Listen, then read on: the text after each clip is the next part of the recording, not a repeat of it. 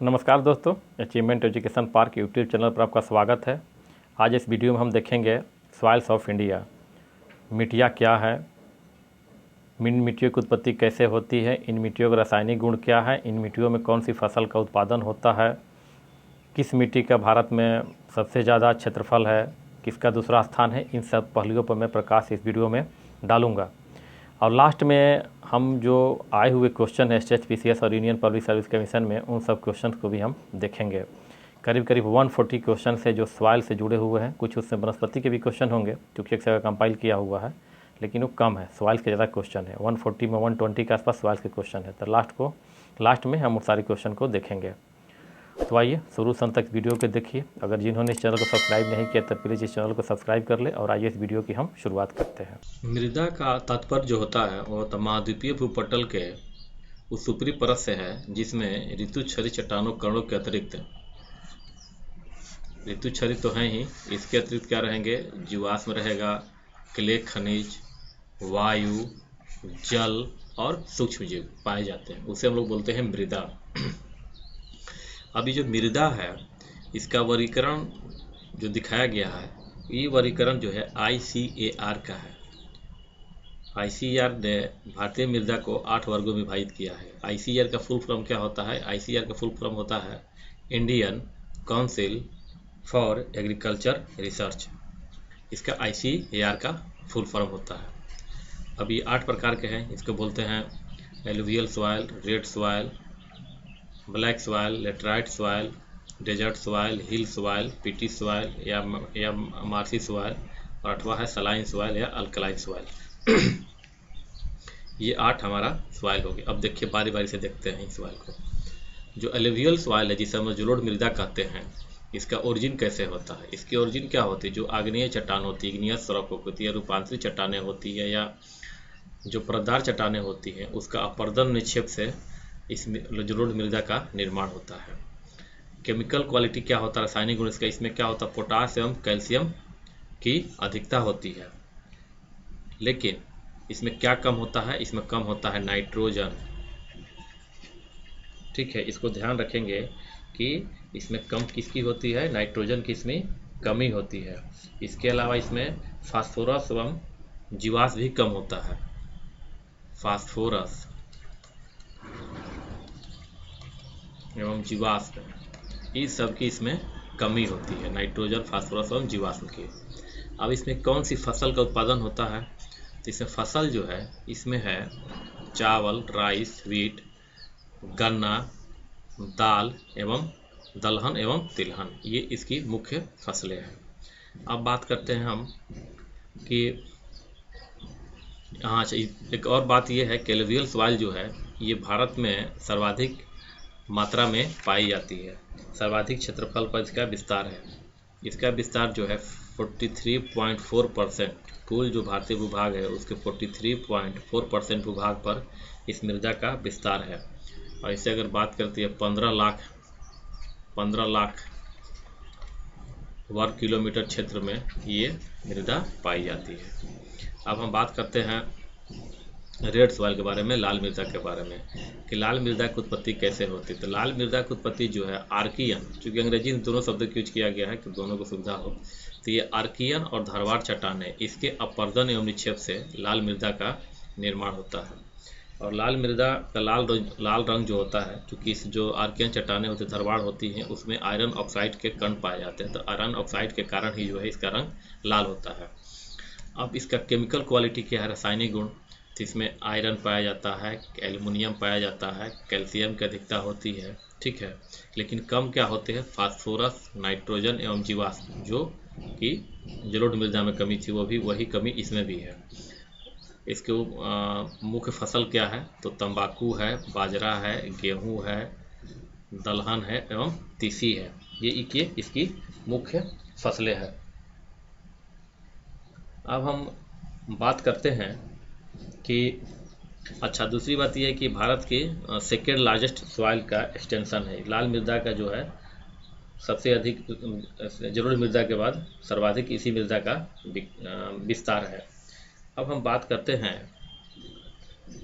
Black soil के बारे में। ब्लैक सॉइल जो है इसकी जिसे बोलते हैं काली मृदा, इसकी ओरिजिन कैसे होती है?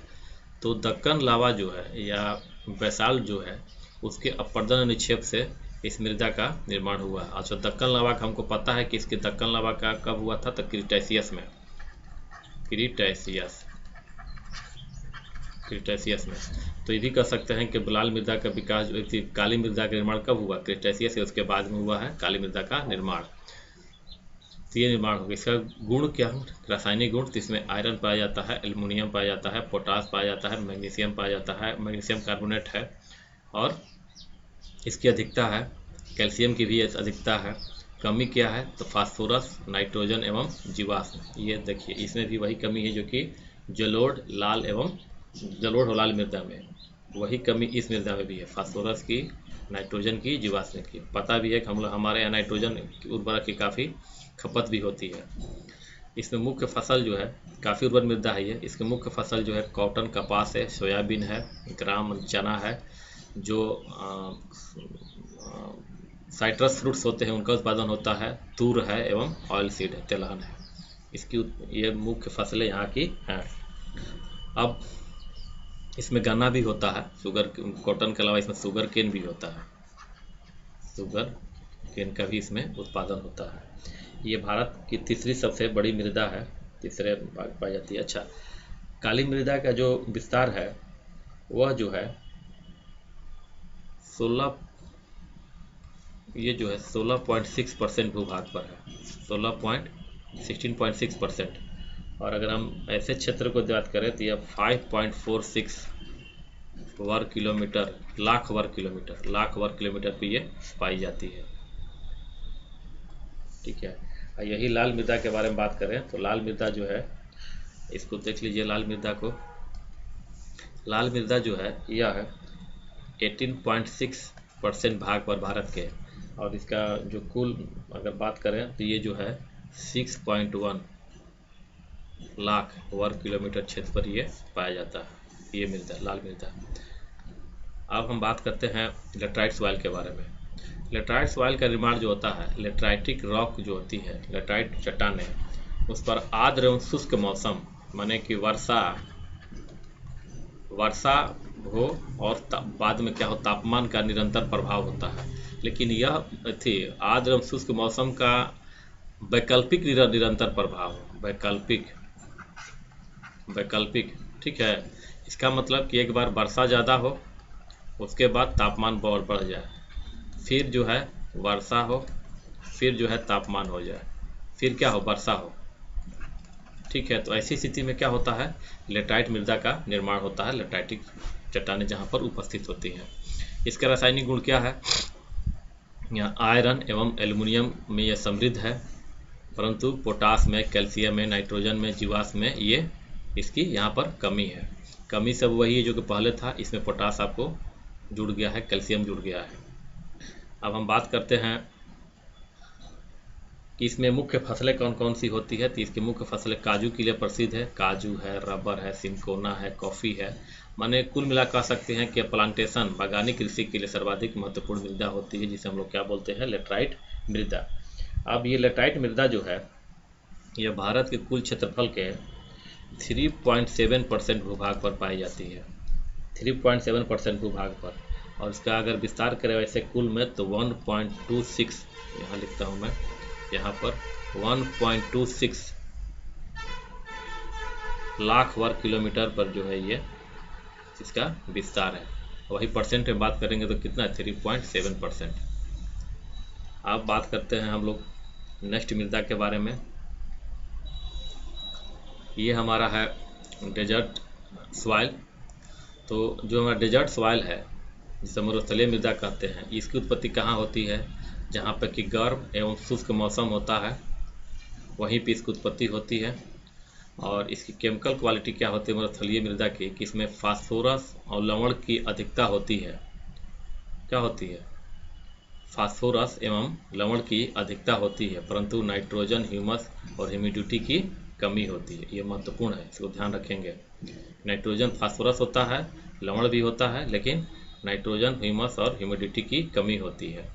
इस मृदा को सिंचाई के द्वारा उर्वर बनाया जा सकता है और सिंचाई के बाद जो जिसका उत्पादन किया जा सकता है वो महत्वपूर्ण है ज्वार, बाजरा, मोटे अनाज, ठीक है, सरसों, अन्य इत्यादि फसल। अगर निरंतर सिंचाई की सुविधा अगर है तो इस मृदा में हम लोग पता है कि कपास की भी खेती करते हैं। जैसे कि राजस्थान का गंगानगर जिला जो है, जो इंदिरा कैनाल के किनारे गंगानगर जिला है, यहाँ पर कपास की खेती की जाती है, ठीक है। तो ये महत्वपूर्ण हो जाता है। अब हम बात करते हैं नेक्स्ट मृदा के बारे में। तो नेक्स्ट मृदा जो है उसे हम लोग बोलते हैं हिल सॉइल या हिली सॉइल, पर्वतीय मृदा, 6 नंबर की है।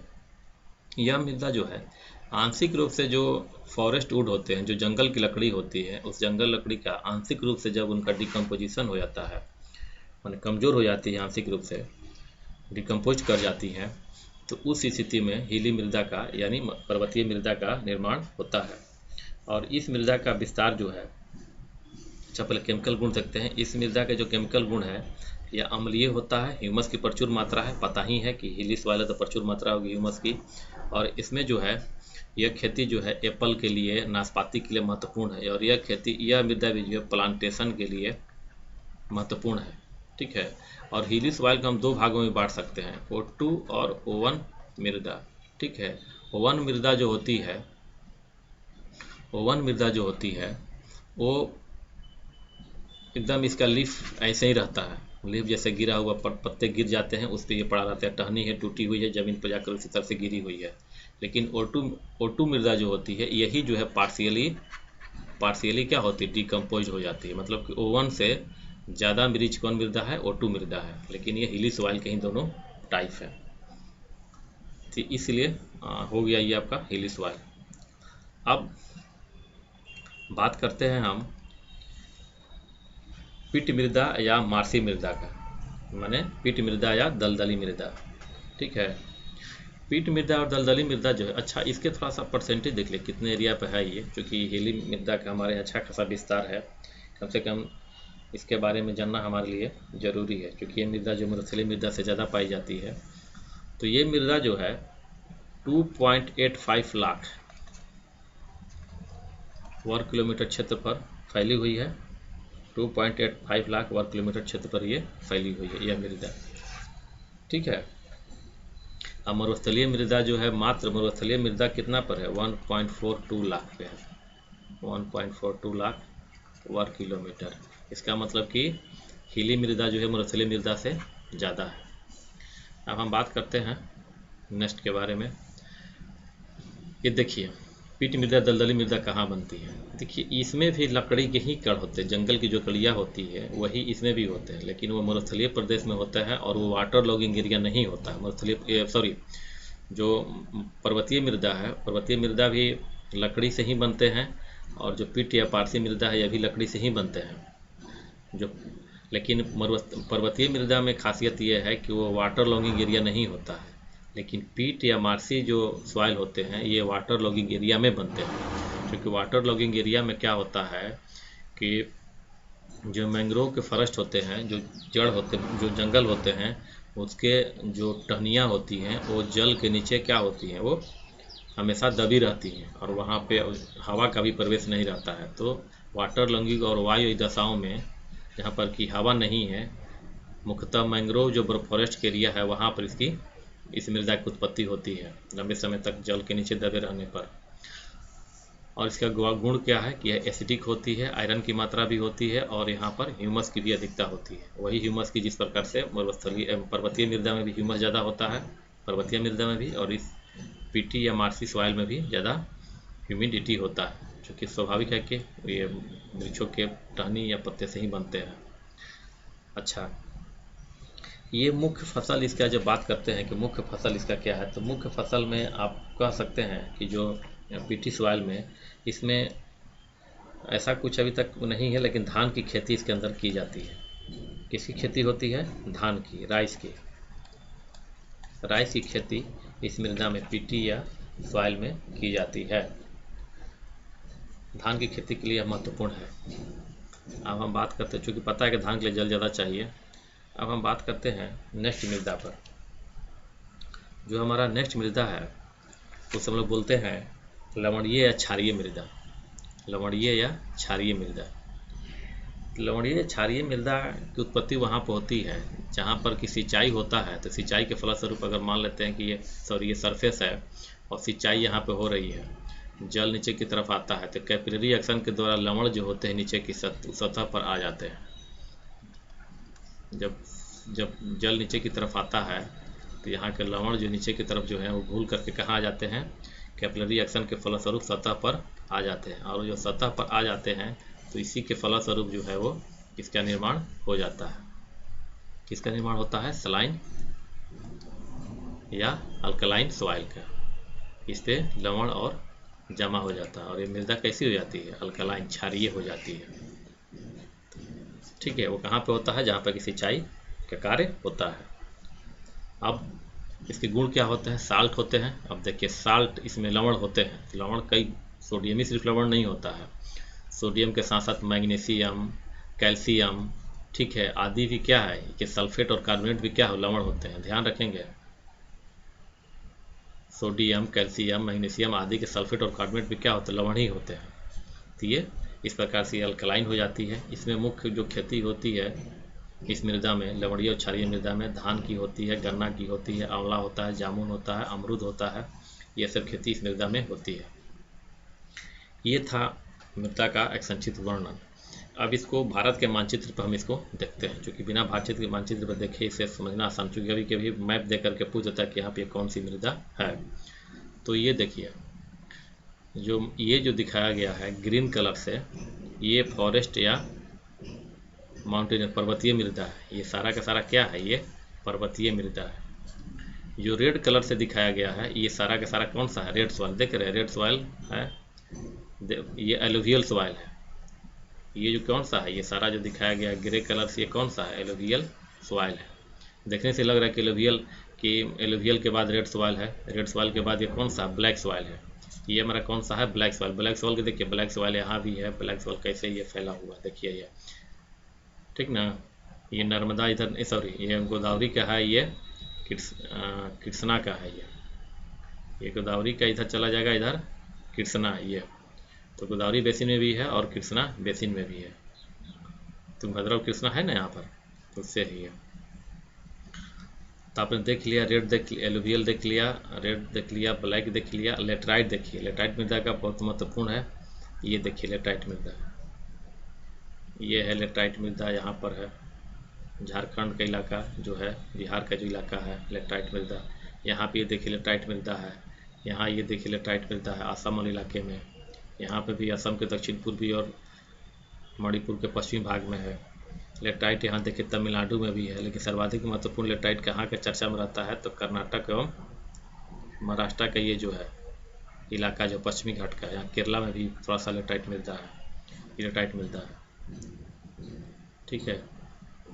देखिए यहाँ पे है, मैंने कहा ना कि शुष्क और आर्द्र मौसम वैकल्पिक। यहाँ पे देखिए गर्मी भी ज़्यादा पड़ती है, यहाँ पे वर्षा भी ज़्यादा होती है। यहाँ भी वर्षा ज़्यादा होगी चूँकि ऐसे मानसून प्रवेश करेगा, यहाँ मानसून प्रवेश करेगा और यहाँ पे भी मानसून ऐसे प्रवेश करेगा, तो यहाँ पे है। और ये एरिड है, एरिड देखिए मरुस्थलीय मृदा है एरिड का ये।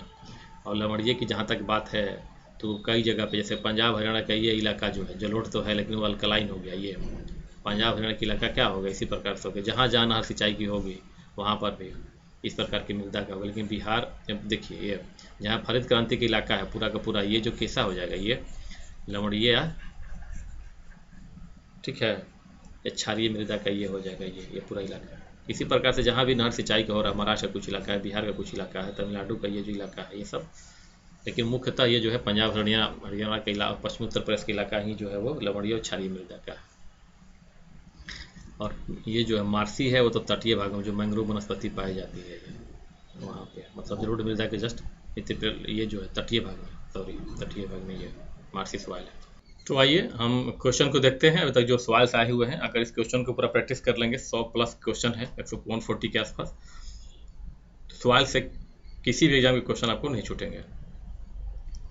हाँ, ये है जो क्वेश्चन दिया गया, इसमें कुछ आपको वनस्पति से भी क्वेश्चन होंगे जिसको हम लोग नहीं देखेंगे क्योंकि वनस्पति हम लोग चर्चा नहीं किए हैं, लेकिन वनस्पति के कम ही क्वेश्चन है। तो सवाल को देखते हैं। देखिए लेटराइट मिट्टी का प्रयोग होता है, ध्यान रखिएगा, ठीक है। क्या है आप समझ रहे हैं, कृषि कार्यों के लिए, कपास के लिए, बर्तन निर्माण के लिए, क्या है भवन निर्माण के लिए। तो इसको देखिएगा, तो इसका उपयोग जो जो इसके लेटराइट मिट्टी का प्रयोग जो है कृषि कार्यों के लिए होता है, ठीक ना, लेकिन इसके भवन निर्माण के लिए भी होता है, दोनों कामों के लिए होता है। तो यहाँ पे ऑप्शन तो यहाँ पे इसे सी दिया हुआ है, यहाँ पे लेटराइट मिट्टी के लिए, ठीक है, लेकिन कृषि से अधिक इसका उपयोग जो है भवन निर्माण के लिए किया जाता है। अब देखिए, अत्यंत सूक्ष्म कणों का प्रयोग किया जाता है। अत्यंत सूक्ष्म कणों वाली मिट्टी, अत्यंत सूक्ष्म कणों वाली मिट्टी क्या है, दोमट है। सबको आंसर तो नीचे दिया हुआ, मैं सिर्फ क्वेश्चन पढ़ दे रहा हूँ। अत्यंत सूक्ष्म कणों वाली मिट्टी, आप देखें आया हुआ है, कपास की काली मिट्टी में से किसका आधिक्य है। ये IFS का क्वेश्चन है, इसलिए इसमें जो ऑप्शन दिए है जो थोड़ा सा टफ है, इसको विचार नहीं करेंगे, क्योंकि इंडियन फॉरेस्ट सर्विस जो है अपने आप में जो है वो forest service, IFS forest service, वहाँ से क्वेश्चन जो टफ है, तो इसके विचार यहाँ नहीं करना है। अब ये देखिए, मानचित्र दिया हुआ है, 1 2 3 4 दिखा दिया गया है, 2 है, यहाँ 1 है, यहाँ 2 है, 3 है, 4 है, और बताया है कि कौन सी क्या मिट्टी है। तो हम लोग मानचित्र में देख चुके, आसान है। ज्वालामुखी क्रिया संबंधित मिट्टी कौन सी है, आप सामने दक्षिण भारत में ज्वालामुखी क्रिया संबंधित है, क्या है मिट्टी है, स्थलाकृति में सब देख रहे हैं। गंगा के मैदान की मृदा की उतार बहने रहने का क्या कारण है, देखिए यहाँ पर ऑप्शन दिया हुआ है। उत्तर प्रदेश में कौन सी मिट्टी का क्षेत्र अधिक है, यहाँ पे है ऑप्शन। भारत में लाल मिट्टी का, लाल पीली मिट्टी का मतलब किस प्रकार, ये सब दिया हुआ है। आइए देखते हैं नेक्स्ट को, क्योंकि सबका आंसर दिया हुआ है इसीलिए मैं आंसर नहीं बता रहा हूँ, सिर्फ ये। अब देखिए क्वेश्चन नंबर 9, भारत में पाई जाने वाली कौन सी मिट्टी क्रिटेशियस युग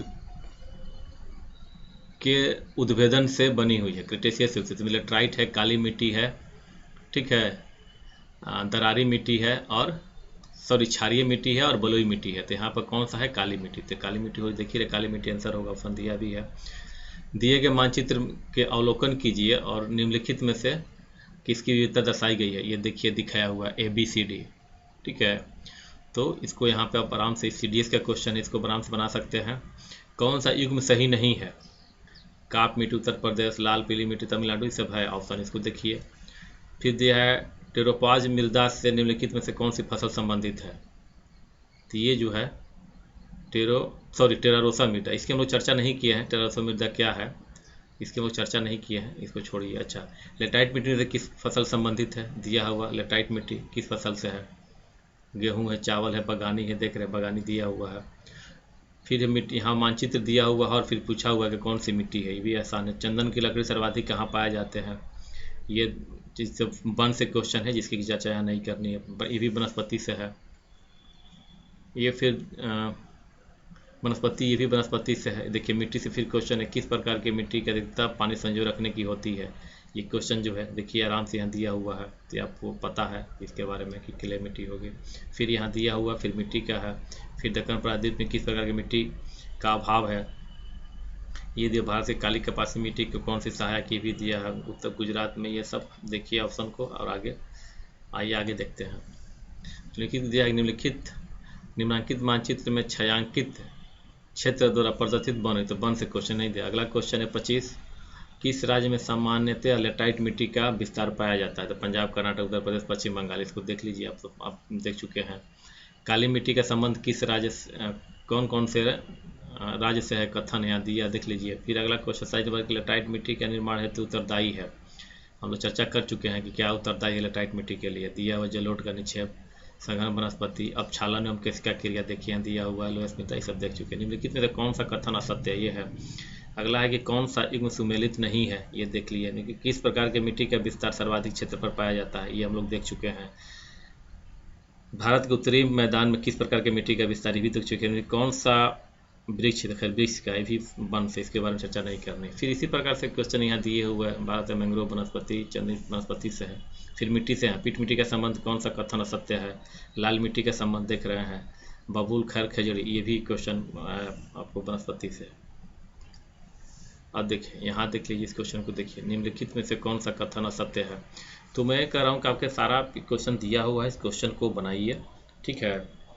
मैं स्क्रीन को थोड़ी देर के रोक दे रहा हूँ, क्योंकि आप क्वेश्चन को देख सकें। उसके बाद हम लोग नेक्स्ट क्वेश्चन को देखेंगे नेक्स्ट स्लाइड में। तो आइए नेक्स्ट स्लाइड में देखते हैं क्या है। देखिए नेक्स्ट स्लाइड में है, लेटराइट मृदा है। सारा मृदा और वनस्पति दोनों से इसमें क्वेश्चन दिया हुआ है, लेकिन मृदा से क्वेश्चन ज़्यादा है, वनस्पति से कम है। तो 140 तक क्वेश्चन आपको मिलेंगे, लेकिन ध्यान रखिएगा कि ये जो क्वेश्चन जो है मैक्सिमम इसमें सवाल से जुड़ा हुआ है, इसीलिए इस क्वेश्चन को ढंग से बना लीजिए कि ताकि क्वेश्चन एग्जाम में कि छूटे नहीं। ये नेक्स्ट स्लाइड में है, ये भी यहाँ भी बहुत सारे क्वेश्चन है सवाल से और वनस्पति से भी है, लेकिन आपको सवाल कर लीजिए। ये देखिए नेक्स्ट क्वेश्चन, इतना ही क्वेश्चन है। इन सारी क्वेश्चनों को ढंग से बना लीजिए तो आपका सवाल ही मैंने चर्चा की है, लेकिन वनस्पति के भी क्वेश्चन है। जब वनस्पति करेंगे तो वहाँ से भी इस क्वेश्चन को आप कर सकते हैं, तो आपको काफ़ी फ़ायदा करेगा। 140 बहुत क्वेश्चन होते हैं, हर एंगल से दिया हुआ है, ठीक है। इसको ज़रूर बनाइए, ज़रूर बनाइए। तो मुझे उम्मीद है ये वीडियो आपको पसंद आया होगा, और जो भी क्वेश्चन अभी तक पिछले वीडियो में भी दिए गए हैं, प्लीज़ उसको आप प्रैक्टिस ज़रूर करें, इससे बहुत फ़ायदा मिलेगा आपको। धन्यवाद दोस्तों।